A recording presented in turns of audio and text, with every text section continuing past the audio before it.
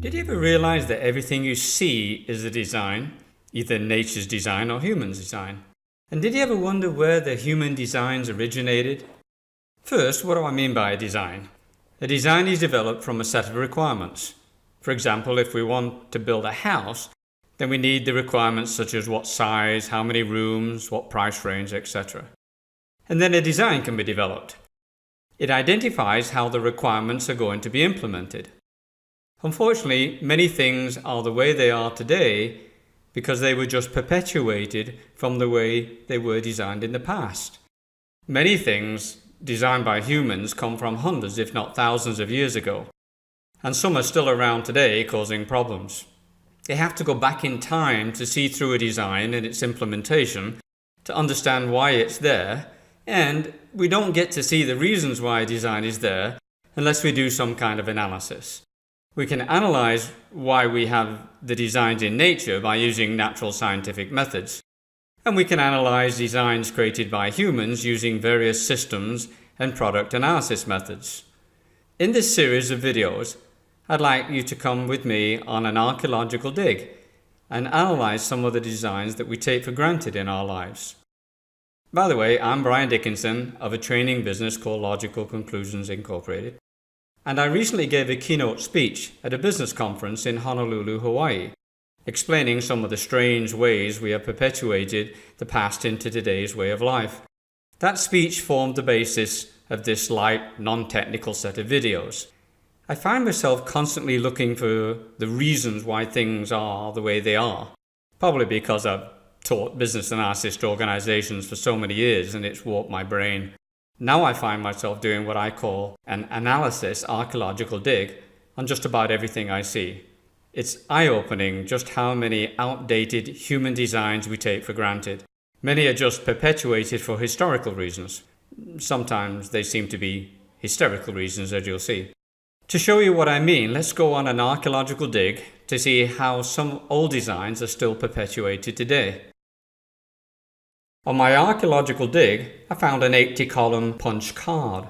If you've ever seen one of these, they were used to enter data into the early computers using a punch card reader device. Cards with holes were used in looms in the 1800s to control the design and material, and also for representing music for organs, but those cards didn't look like the one shown here. Punch cards like this one were used as a data entry medium in the late 1800s. The holes on the punch card were used to represent numbers, letters, etc. Each column on the card was interpreted as a card passed through a card reader. The example here shows how the numbers 0 through 9 were represented with a single hole.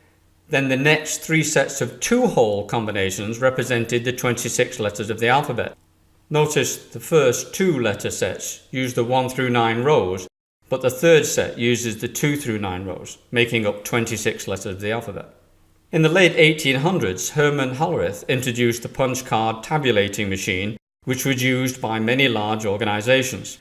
Hollerith's Computing Tabulating Recording Company was later renamed International Business Machines Corporation, IBM. The company where I started my first job actually had some of the old punch card readers still lying around. I remember all the payroll information for an employee at that company had to fit into an 80-column card. Obviously, space was so limited that we would use payroll codes instead of long standard descriptions and do strange space-saving things like miss off the first two digits of the year in a date. Employee birth dates, for example, were obviously within the 1900 time period. We had no employees born in the 1800s, so the last two digits sufficed. This wasn't a problem, as everyone figured future system developers wouldn't perpetuate the punch card limit of a two-digit year in new systems into the year 2000. That would be silly. The 80-column card input-output device was replaced by the cathode ray tube, CRT terminals. Now guess how many columns were on a CRT screen? Yep, 80. So the 80-column card led to an 80-column screen on the old IBM 3270 terminals. That idea of saving a couple of characters on an 80-column card resulted in a bunch of very costly system projects. The Y2K problem appeared to be a non-event unless you were in the information systems world, where you got to let in the new year at the office. The good news is punch cards are now obsolete, except maybe in for elections. But still, the lesson is, be careful what you perpetuate. Another artifact I found was an accounting ledger. Now, this archaeological dig involved quite a bit of digging. I had been talking about this bit of history for years and then found a reference to a source in a small magazine. Obviously, humans can make addition and subtraction errors when doing accounting tasks. So double-entry bookkeeping, as it's known, is used to catch them. It's a way of double-checking to catch errors. Back in the 1400s, there was an Italian mathematician named Luca Pacioli, who was also a Franciscan friar. He is notable for publishing the first description of the method of double-entry bookkeeping that Venetian merchants used back then and is still in general use today. It is said that he would write something like, "In God I swear this ledger is true," at the top of the ledger pages. Pacioli was no lightweight. He also is reputed to have taught mathematics to Leonardo da Vinci, no less. Now, we can all agree that humans may make accounting errors, but if computers do, then the modern world is in deep trouble. However, I'm going to bet that I will find in most organizations computer software that does double-entry bookkeeping. Why is that when computers can add and subtract quite well? When I used to teach computer programming seminars, I'd say, not too seriously, to my students, calculate the balance of the ledger once, print it twice, in the debit and credit columns for the accountants. In the early days of computers, the first department in an organization to get computer assistance was typically the accounting department. Of course, the head of accounts could sign company checks. I wrote a lot of accounts receivable, accounts payable, and general ledger systems in my early programming years. I never wrote a program for the cafeteria or the general admin department. Do you remember the 132 character wide printers? Why 132 characters wide and not 80 or 100? I remember one of the sales pitches of the computer hardware salesman to the accounts department manager. This computer printer will print a 6-column ledger faster than you can blink, which when measured on a line-by-line basis was only a small exaggeration. However, it was a good sales clincher. Here's a shock comment I make in some of my keynote speeches. Unless you're in an accounting organization, you shouldn't have an accounting system, any more than I should have a parts tracking system when I don't sell parts. Toning that statement down, I mean that an organization's systems should not separate out all the accounting processes into one system, any more than they should separate out all the edit processes in the organization into another system. However, double bookkeeping is still perpetuated in computer systems. Of course, this is not a problem for a customer unless they need to sort out a billing problem that stems from a company's accounting computer system. No one listening to this video has had one of those problems, right? Yeah, right. Again, be careful what you perpetuate. Let's keep digging in the business world. I found some human files. I watched a fascinating PBS television program that described the early ways of creating a file used by two merchants. About 4,000 years ago, Mesopotamian merchants filed clay contracts. The merchants would agree on a contract for goods and then create clay models of the items in the contract and then seal them up in a clay bowl containing the agreement. For example, it might be an agreement to deliver 3 goats for 50 bunches of dates at the end of the season. The bowl would be sealed and baked, and then at the end of the season, it would be broken open to ensure the original deal was adhered to. Over time, they found there would be disagreements throughout the season before the contract bowl was open. So they decided to impress icons on the outside of the clay bowl representing the contract contents. It didn't take too long before they realized they didn't need the content of the bowl, as the contract icons were baked on the outside of the bowl. So a clay tablet was used with the icons pressed into it instead of a bowl. So we have the beginnings of a recorded flat file. It's interesting to ask, why do we need files? I like to start my information analysis seminar by asking this question. I get many typical answers such as, because of human memory limits. We forget things, especially a long list of things. There was a great article written in the 1950s by a guy called George Miller titled The Magical Number 7 ± 2. It turns out that's the short-term memory limit of the number of things we can remember. If I say to my wife I'm just going to the store for a couple of items, and she says, "Oh, you should also get," and proceeds to list off additional things I should buy, if it's over 5 items, I'll invariably end up writing down a list before I leave the house. If I don't write them down, I'm sure I'll forget something. There's the human short-term memory limit kicking in. Notice in the USA, many companies ask for just the last 4 digits of your social security number or a 4-digit personal identification number, your PIN. One can usually remember 4 digits easily. By the way, in the USA, a social security number is 9 digits, 7 plus 2. A local phone number is 7 digits. A passport number is 9 digits. A vehicle license plate has up to 7 characters. All these reflect the typical short-term human memory limit. Another typical answer I get to my question of why do we need files is to retain historical information. Yes, that's the catch-all answer. Also, to satisfy business, legal, and audit regulations. Obviously quite valid. Also, to hold for a time delay. A good general answer, we do hold data for such things as end of day and week and year summaries. All these reasons match with the need for a merchant contract in my previous example. By the way, there are many human filing systems for storage and retrieval of data. For example, sequential files, index files, and concatenated files, etc. Someone sent me an example of a concatenated file. I guess that's a valid example. Another answer I get for why we need human files, especially in organizations, is to share data across divisions, department, and job boundaries. These files are what I call design convenience files.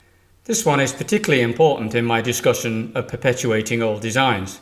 It turns out shared human files between division, departments, and job boundaries are not essential files, and in many cases these files can be eliminated. They are typically left over from old human boundary design reasons. Let me try and prove that to you. Suppose we had 2 people in an organization, I'll call them Fred and Sally. As part of their job, they process orders. Now they work on flexi time. Fred is a morning person, likes to get to work early and leaves early. Sally doesn't do mornings and likes to arrive later and work later. As they are part of a workflow for processing orders, there's going to have to be a file between them to store the partially processed orders from Fred waiting for the arrival of Sally. Of course, both of them believe this file is essential to their work and hence the organization. Now suppose the volume of paperwork goes down and Sally leaves the department and moves on to bigger and better things, and Fred takes over Sally's job. Do you think Fred completes the first part of the order, then puts it in the partial order file, then slides his chair over to where Sally used to sit and picks back up the partial order and completes it? Of course not. He already has the order in his hands, so there's no need to store it in a file just to pick it back up again. The file was just a convenience file, or more appropriately, a design and implementation file introduced because of the separation of 2 human jobs. This design broke up the efficient flow of the order. The partial order file was not an essential file. In general, files slow down the workflow through an organization, so only essential business files should be kept when analyzing and implementing new systems in an organization. Now, the worst thing that can happen is some nice information systems person comes along and says to Fred, I can create a computer database of that file with backup and restore systems, etc. This would just perpetuate an unnecessary file and consequently still slow down the flow of a customer order through the organization.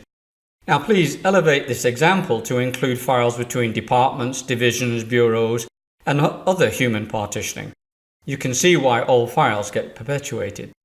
Of course, this becomes a problem for us as customers as it slows down a business response to us. Not to mention the problem of duplicate, redundant, and non-synchronized data for the organization and the problems that those can have for us as customers. So human files get perpetuated, sometimes into computer systems.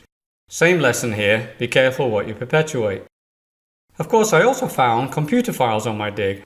Computers use electronic digital storage, originally magnetic core memory. A person by the name of Anne Wang of Harvard University patented in 1949 the beginnings of core memory. Another person, J. Forrester of MIT, conceived and patented the idea in 1951 of using magnetic cores for computer memory. Small magnetic rings were used as a basis to store information. Each ring would be magnetized or not magnetized, which is interpreted as 0 or 1.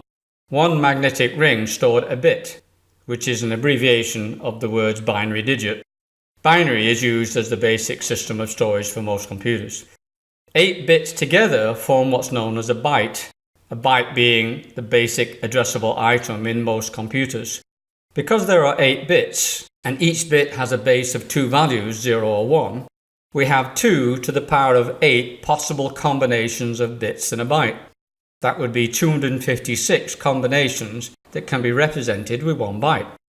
Enough to represent the numbers 0 through 9, the letters A through Z, special characters or symbols, etc.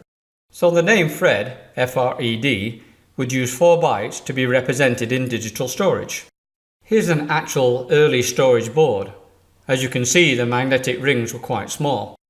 In the very early days of computer hardware, 1 byte cost $1.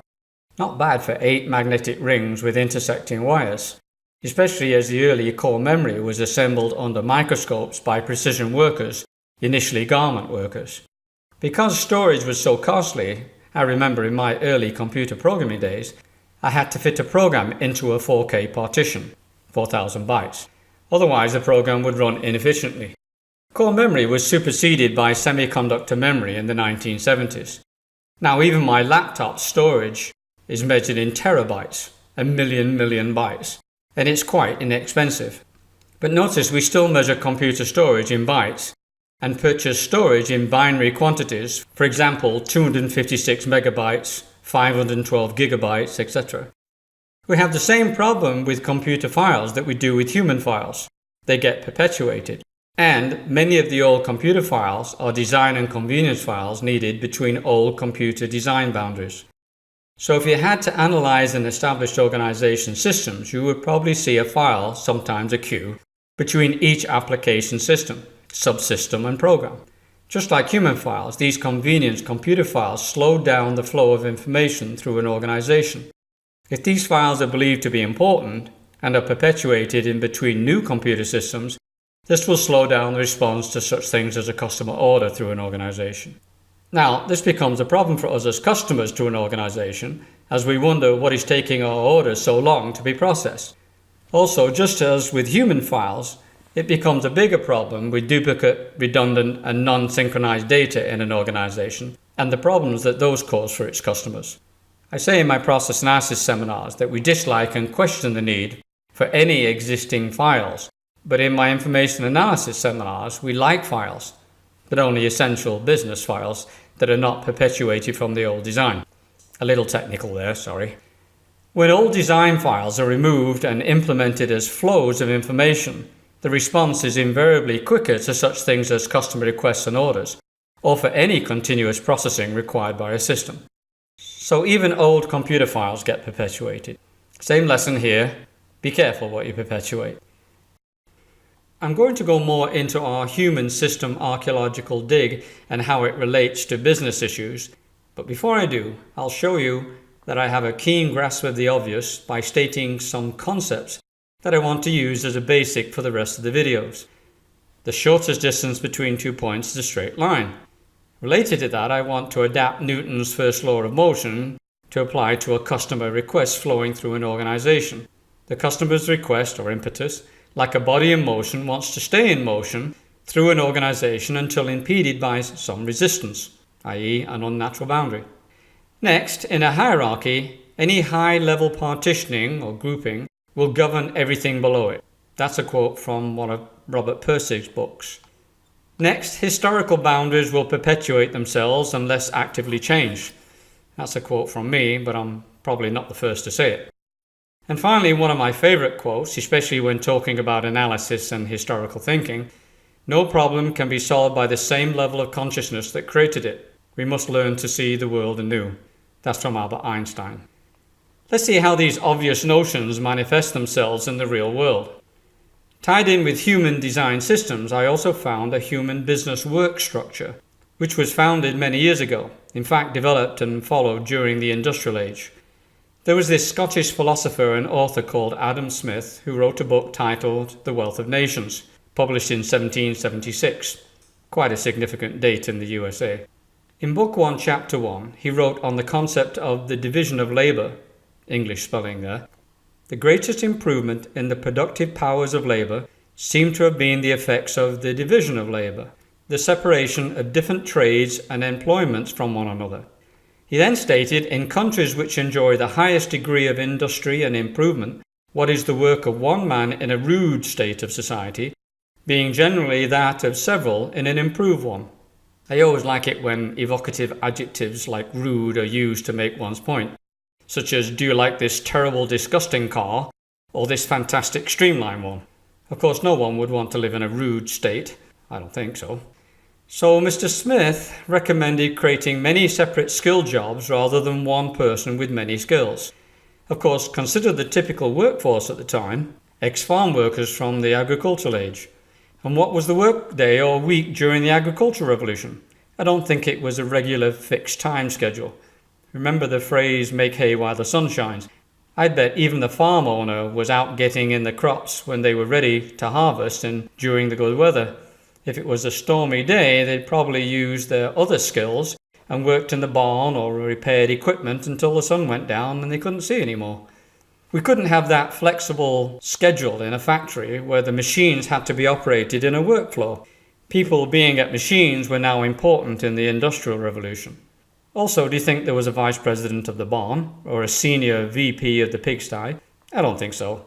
It was probably quite a flat management hierarchy on the farm. So coupled with the separation of skills in an industry, the flat hierarchy needed changing. Years later, along comes Frederick Winslow Taylor and his work, The Principles of Scientific Management, published in 1911. He was an American and called himself a human productivity consultant. He recommended the separation of management from workers and recommended multiple levels of management. He conducted detailed time and motion studies on the work, which was overseen by different managers. He is even reputed to have died with a stopwatch in his hand. So these two theories advocated the separation of jobs by skill and the formation of a management structure to match. At least that's what we should do in an industrial age. Of course, we wouldn't perpetuate industrial age concepts into an information age, right? Again, be careful what you perpetuate. Lo and behold, on my dig I found a computer system. Lots of them, actually. Following on from the ending of our previous topic, let me ask a similar rhetorical question. Of course, we wouldn't perpetuate an industrial age human structure into information age computer systems, right? Remember my keen grasp of the obvious statement, historical boundaries will perpetuate themselves unless actively changed. I'd like to extend that statement and add they can become hysterical boundaries. To explain what I mean, I'm going to use one of my favorite slides from my business process analysis seminar. This example is taken from my own information systems career. If you're in the business world, you should relate to the example I'm going to use here. Otherwise, please view this example from what you experience sometimes as a customer. Here's what is thought to be a functional area in just about every organization. It's the accounting department. People in this department get their jobs based on their accounting skill and experience. I seem to be picking on the accounting department a lot in these videos. It's not intentional, as you see later. Anyway, here's Bill. He has an accounting degree and years of experience in his field. Now, back in the 70s, the old data processing department, looking for work, says, we can automate this and help you do your job with a computer system. We'll write a big batch computer system, batch all transactions up during the day, and process them with the computer system in the middle of the night. By the way, these early batch computer programs tended to be incalcitrant monsters. I wrote one that turned out to be the biggest program in the company I worked for. I left the company to get away from maintaining it. So now I guess the batch computer system knows accounting logic and has accounting experience, just as the accountant did. Wait a minute, that's not right. Any computer program can do accounting logic, and the longer a computer system runs doesn't mean it gets more experience. Oh well, the 80s arrive and online technology gets cheaper, so the computer department says, we should put this online with an integrated network of terminals. But we don't have a big budget, so we'll just do a line-for-line conversion of the existing big batch programs to online programs. You won't know it's an old program structure, and you'll get fast response from the computer terminals. Oh dear. The 90s arrive with a chance to bring in a new structure, but we have the year 2000 problem looming. Y2K. All resources get channeled into replacing the hardware and buying software packages to match the existing systems, so there won't be too much disruption. No new radical structures this time, please. Oh well. Great. The new millennium arrives, the internet takes off, business department managers take control of their own information system needs. They say we've got to put our systems on the net. but I'm only using my department's budget for just my systems. Now customers get told or see strange messages like "not on this server" when trying to accomplish a need with these systems on the internet. Worse, when trying to sort out a problem, customers get told that's our policy and it's in our billing system now, so you can't change that. Now, you can replace this example of how human-to-computer structures get perpetuated with any classical department boundaries, such as order entry, new account, stock control, accounts receivable or payables, general ledger, shipping and billing systems, etc., not just accounting. So historically, the introduction of new computer technology helped, but in the wrong way. It produced faster, disjoint, industrial-age computer systems. By the way, if you know someone starting a business, tell them not to fall into this trap of using old human and computer system structures. The point is that historical boundaries will perpetuate themselves unless actively changed, and can become what I call hysterical boundaries. Again, be careful what you perpetuate. Before I get into this next subject, you may have already realized that I believe that humans, just like computers, are an aspect of design and implementation of an organization. In other words, how something is accomplished. They are system issues, not business or analysis issues. I'd like to explain this further with a graphic. All organizations rely on external stimuli, in other words, things happening outside their boundaries. For example, a customer requesting something, or a fire triggering a fire department into action, or the calendar indicating it's time to send out customer year-end summaries. I like to call these things by a common name of business events, as they are all events to which some business needs to respond. They're also the reason why organizations are in business.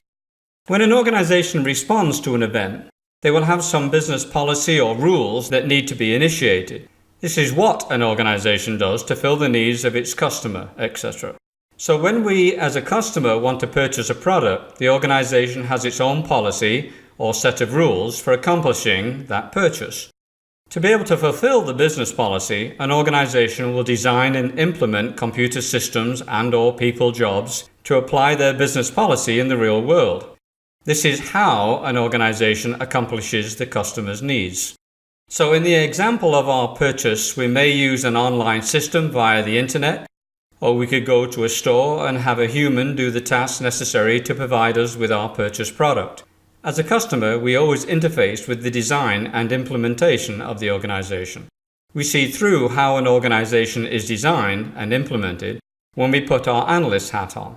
We've been doing that to a large degree in this series of videos. Using another example, we can see this implementation versus business issue when we interface with a bank as a customer. Our business needs, in other words, what we want to do, may be such things as deposit funds, withdraw funds, and transfer funds, etc. We can do our banking business transactions with the bank's different implementations. In other words, how we accomplish our needs using a human teller, an automated teller, or even a mobile device. As a customer, we're interested in accomplishing our needs. How we do it is secondary, but nonetheless important, as we find out when an organization puts obstacles in the way or makes it difficult to accomplish our needs with a poor design. Now let's get back to the dig. I found another artifact in the business world that ends up affecting us as customers, and that's the department budget inside an organization. You can also replace the word department with office, division, bureau, or any other human partitioning. This subject is really a follow-on to the reason why we end up in the hysterical situation of industrial-age computer system structures that get in the way of efficiently accomplishing a customer's need. Here's Bill in the accounts department again, only now he's being promoted and has a budget for his department. He's overloaded with work, so he calls the information systems department, or ISIT vendor, for help with a custom computer system for his department. Now suppose I put my business analyst hat on and I interview Bert based on his request, and I find that a document leaves Bill's department and comes back later with just a check mark on it. I say to Bill, if I follow this document into that other department that puts the check mark on it, I could improve the flow of the document and give better service to the customer. What do you think Bill says? Hey, that's Sally's department. You don't study Sally's area on my budget. If she wants a new system, she can pay for it on her own budget, not mine. So some information systems, ISIT people, and certainly packaged software vendors, perpetuated all boundaries when they built computer systems or sold systems to department managers. It can get worse when a pre-programmed generalized software package is purchased and the business tries to match their needs to the package. Let me use another example that may bring this a little closer to home. I have my own business, so I pay myself when I choose, actually when there's anything left over after office costs. But if you work for an organization, let me ask you a question. When do you get paid? Weekly? Monthly? Do any of you get paid in real time? I mean, when you decide you want to be paid? Probably not. I built my own house a few years ago, and I would sometimes get someone wandering onto the job site asking if I had any work they could do. I'd look around and say, well, you could get that shovel and move that pile of dirt over there and level it out. When they'd finish, they might say, okay, it's done, can you let me have a few dollars for lunch? If I said payday's a week on Thursday, I probably would have been hit with the shovel. It was real-time payroll on the job site, for everyone. So why do we have batch payroll in the typical organization? Well, I have one explanation.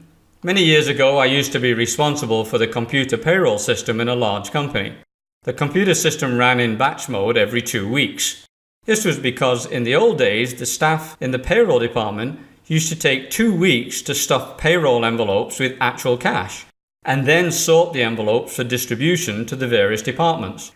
When this process was replaced with a computer system, we didn't ask the employees, which were the payroll system's real customers, when they wanted to be paid. It was obvious that the system should run on the same 2-week schedule, even though it didn't take 2 weeks to run the computer program.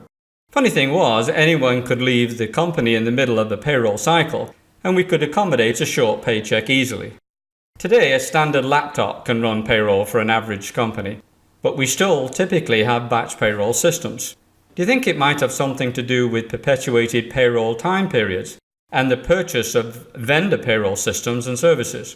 Of course, this is only a problem for the customer, the employee, who needs some money before payday. Of course, that never happens, right? So, all department boundaries and their schedules get perpetuated. Again, be careful what you perpetuate. Now, what's the result of all these historical wrong turns? If old human and computer system boundaries and their files are perpetuated, organizations end up with inefficient, overly complex systems, which is bad news for its customers. Let me use what I hope is a worst-case example. In the real world, often disjoint manual and computer systems have to be pieced together to accomplish a customer's need. This image is trying to show that we have disjoint departments and systems, each one sometimes having its own files and databases. Remember, there has to be a file between every boundary, be it a human file or a computer database. These will slow down the response to the customer's need. Many times a false stimulus, such as a time of day or beginning of a human shift, will stimulate each one of these disjoint human and computer systems into action, when the real stimulus is the customer request. This structure sets up walls, sometimes physical, sometimes logical walls, which a customer's request has to traverse. What's worse, often each department and even system will double-check and re-edit its input just in case the last department made an error, causing even more delay. For those privy to the internals of the typical organization, this image should look quite familiar. Also, we have a boss-subordinate hierarchy above these human systems, and sometimes a system and program architecture hierarchy in computer systems. This structure causes customer delays, not to mention office politics, and many times leaves customers frustrated, wondering what's the problem and why is it taking so long to do something that doesn't seem difficult if they had to do it themselves. Maybe this structure made sense for an industrial age society, but not for an information age society. Remember my corruption of Newton's first law of motion. A customer's request, or impetus, like a body in motion, wants to stay in motion until impeded by some resistance, i.e. an unnatural boundary. Well, the old structures and hierarchy are unnatural boundaries. They are the old design that slows down the response to a customer's need, namely ours, as we deal with an organization with this structure. So even management structures get perpetuated. Again, be careful what you perpetuate. All the problems I've mentioned so far are avoided when an organization builds its human and computer systems and even its internal structure around its customers' needs, and not the old internal structure of the past. Let me say that again. I believe the system and structure of an organization should be based on what it does for its customers, not what has always been there in the past or what every other company seems to be doing. Replacing the industrial age hierarchy, I believe business facilitators should manage one or more complete customer needs with teams of human and/or computer systems. If you're thinking a customer-focused structure like this can't work in anything but a small organization, let me say I've taught these concepts to many large public and private sector organizations. For example, years ago I had the pleasure of teaching my ideas to hundreds of business and information systems staff at the package delivery company Federal Express. The internal structure was streamlined to get a customer package through the organization as fast as possible. FedEx employs tens of thousands of employees with a streamlined structure for package delivery that guarantees overnight delivery. Of course, they didn't need me to tell them how to structure their systems. It was already obvious to them. They just didn't perpetuate the systems model that the other package delivery companies were using, and there were quite a few of them already in business. Okay, it's time for a wrap-up. Basically, I want you to remember that everything you see is a design. The design you see could be nature's design and what is required to continue the world, or a human design and what is required to satisfy a human need. In the business world, what you see is the design and implementation characteristics of something that satisfies some business or analysis requirements. It's an obvious statement to say that every human-based or computer-based system was designed and then implemented using whatever human and computer implementation technology was available at the time the system was built. But many times, as I've tried to show in this video series, it was just perpetuated, at best with a new technological interface, without an analysis of the organization or restructuring to become customer-focused. As I hoped I've shown with these videos, we should see through and question any old designs with our analysis hat on, even questioning organizational structures. Taking a customer-focused point of view will greatly help all organizations build better human and computer systems, something that should help make all our lives easier. So, what can you take away from this set of videos? If you're a manager or a system developer in the business world, when you get the opportunity, don't fall into the trap of perpetuating old designs, and don't accept things that seem illogical just because that's the way they've always been. If you're a customer, don't accept poor service from organizations that put barriers in the way, and don't accept silly comments and excuses such as, "That's not my department," "It's in the computer system and can't be changed," or "That's how we've always done it, that's our company policy." As a customer, you are the ones that should really guide an organization's systems and structure. Stay quiet, nothing will change. If you're confronted with an archaic industrial age organization, well, worst case, send them this video. However, as a customer, please do praise good service and systems. They're usually no accident. I've worked on many projects, and the good systems that result take a lot of work and cooperation. So again, if and when you get the opportunity, make a difference, improve the world, even if it's just the business world. I hope you found these videos interesting and informative. They took me some effort to produce. Obviously, there's a methodology that goes with the concepts in this set of videos, which I've been teaching to organizations for decades. Even though large organizations find most benefits from my methodology, it's just as valid if you own or run a small or startup business. That's where my ideas are easiest to implement. I'd like to teach you a lot more, so to learn more about how you can create human and computer systems and a business structure that focuses on its customers without falling into the trap of perpetuating old designs, take a look at the books and videos available on my websites that will show you how. Or if you already like my ideas, follow the link below to my company website, www.logicalconclusionsinc.com, my analysis training website, www.businessanalysisvideos.com. I'm Brian Dickinson. Thank you for watching these videos. Do please hit the like button so I can get some feedback, and share and recommend these videos to your colleagues and friends.